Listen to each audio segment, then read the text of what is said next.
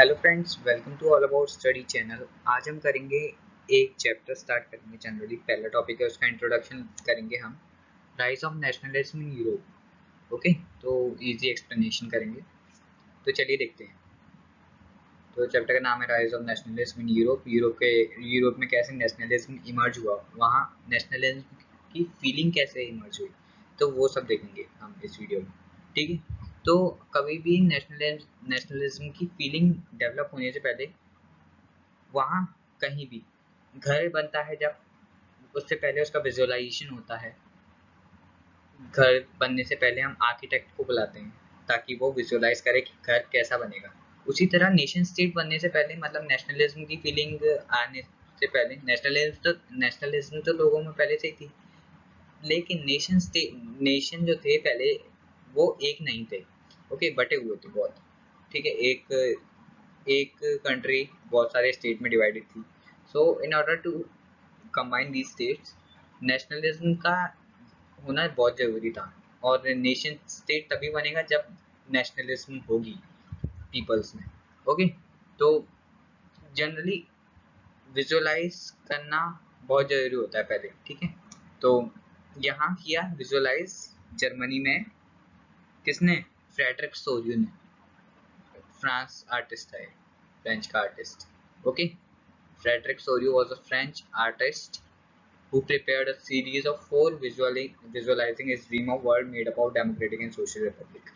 Okay, तो 1848 में बनाई थी। डेट भी इम्पोर्टेंट है, नाम भी इम्पोर्टेंट है, और क्या रिप्रेजेंट करा ये भी इम्पोर्टेंट है। ओके, तो लाल लाल जो है यहाँ सब इम्पोर्टेंट है। ठीक है, फ्रेडरिक सोरियो ने बनाई।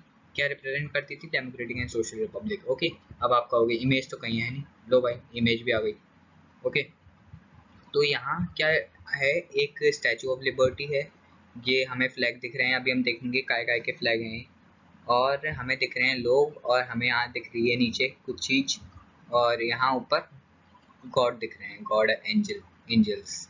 ओके, तो अब हम देखते हैं इस पेंटिंग में है क्या। पेंटिंग जनरली विजुअलाइज कर रही है नेशन स्टेट, वो नेशनलिज्म को, लोगों में नेशनलिज्म की फीलिंग को नेशन स्टेट बनाने के लिए।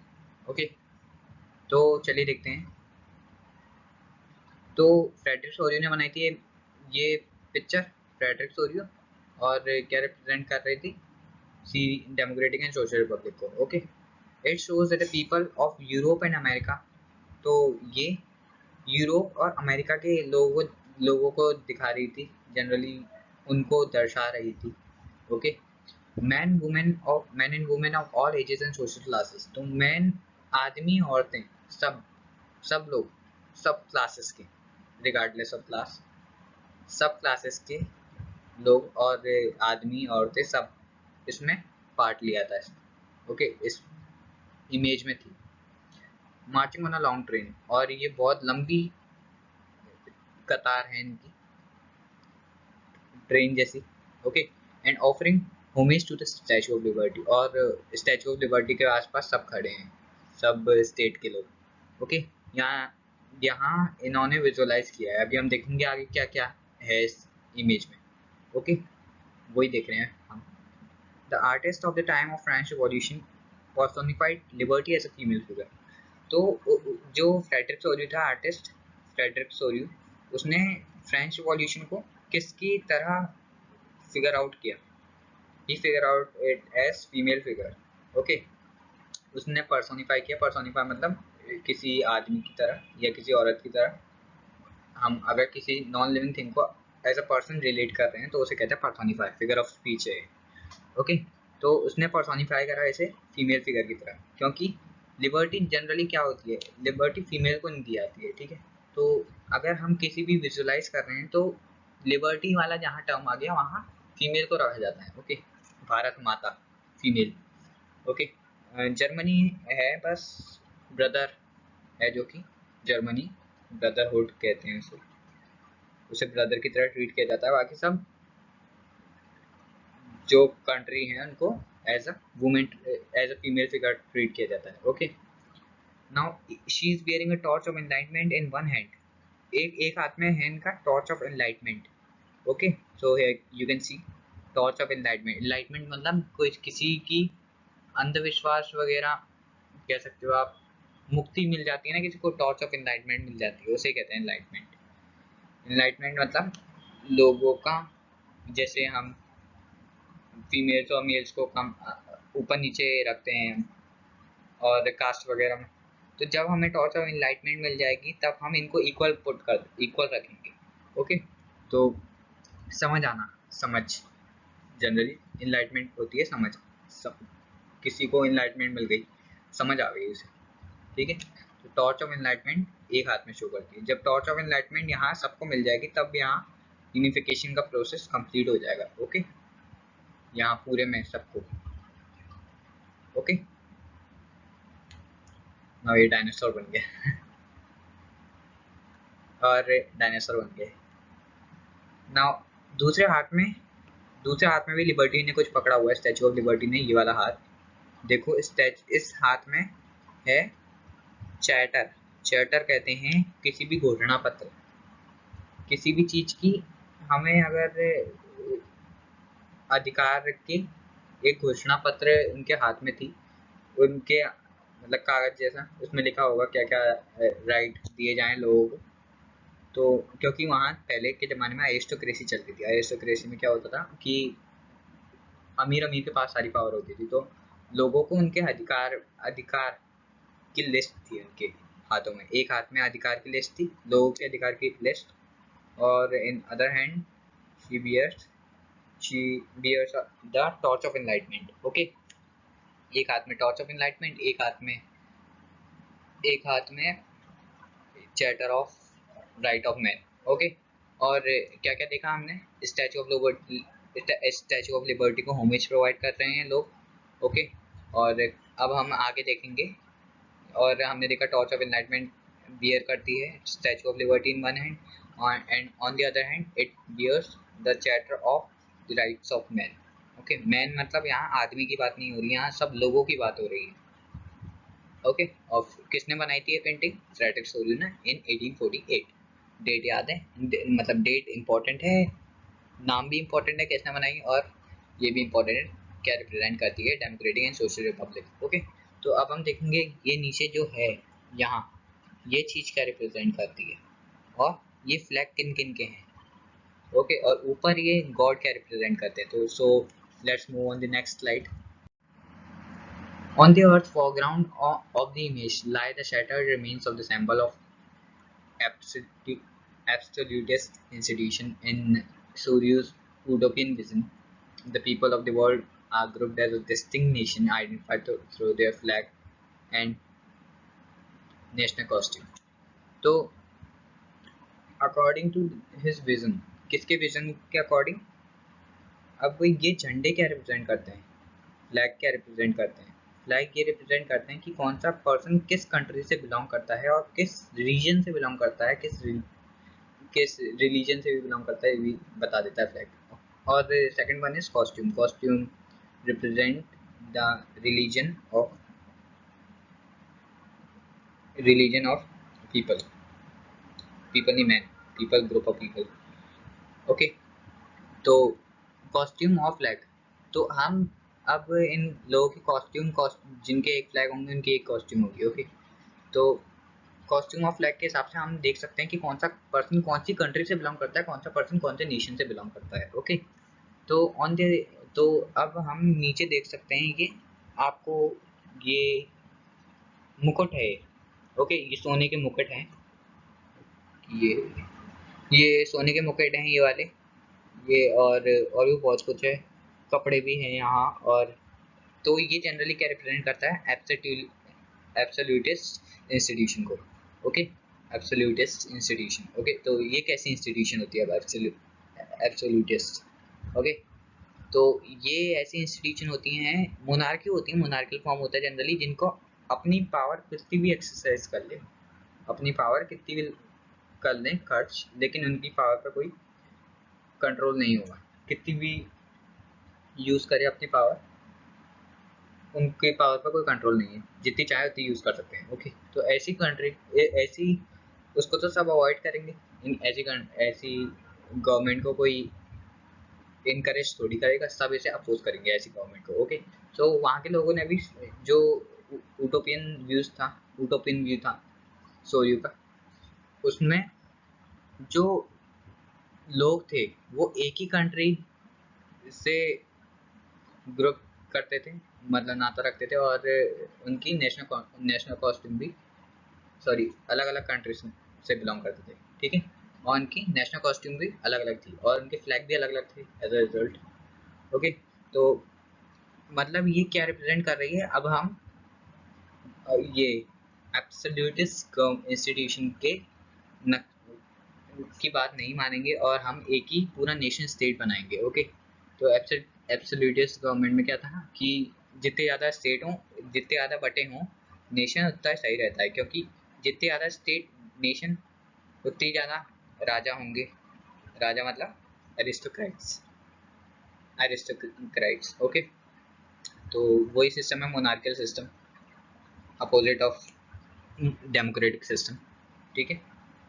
तो इन यूटोपियन व्यूज, तो सूर्य के यूटोपियन व्यू क्या होता है? यूटोपियन व्यू एक ऐसा व्यू होता है जो कि बहुत आइडियल होता है कि वो एग्जिस्ट ही ना करे, इतना आइडियल कि एग्जिस्ट ही ना करे, मतलब इतना अच्छा कि एग्जिस्ट ही ना करे।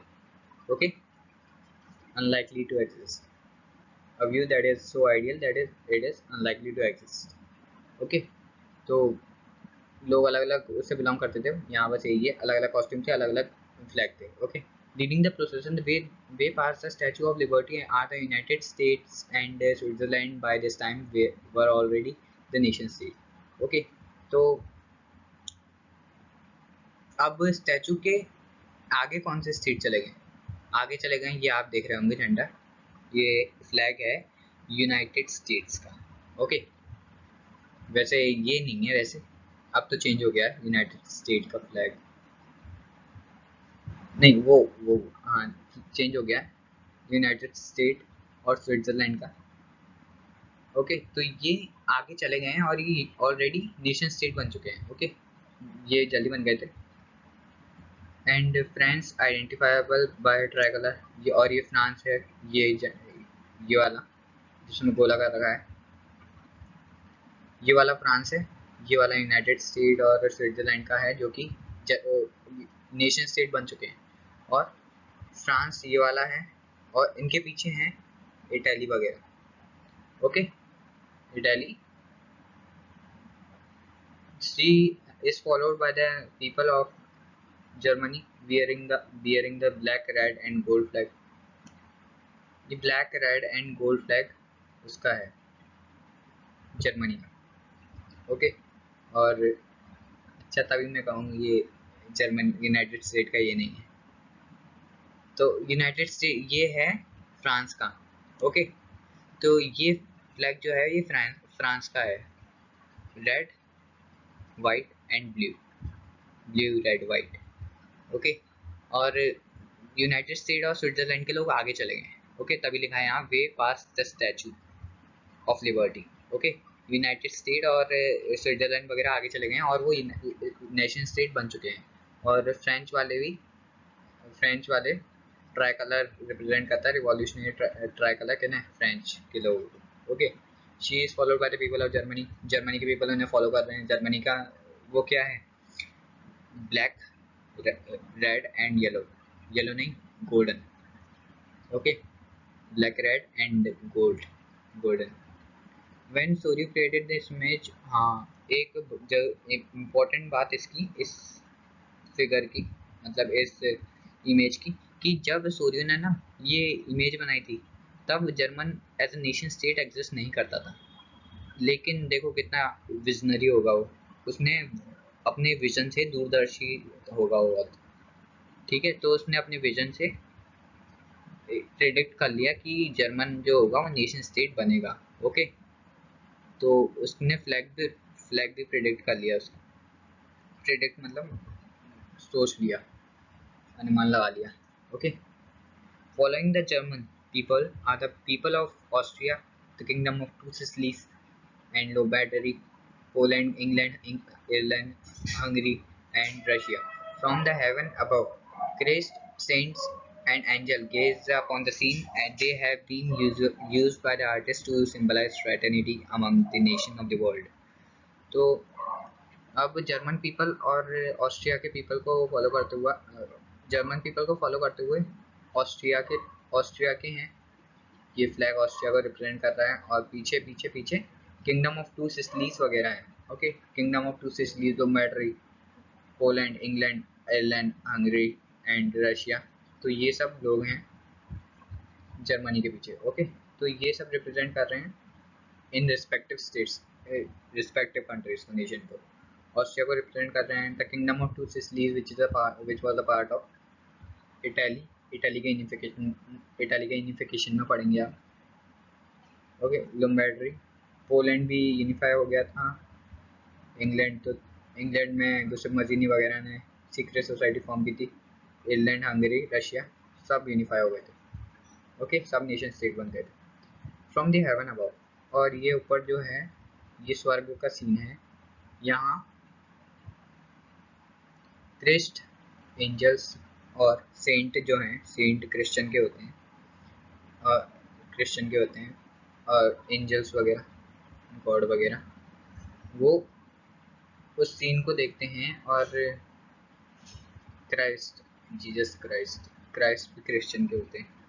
ओके, तो they have been used by the artist to symbolise fraternity.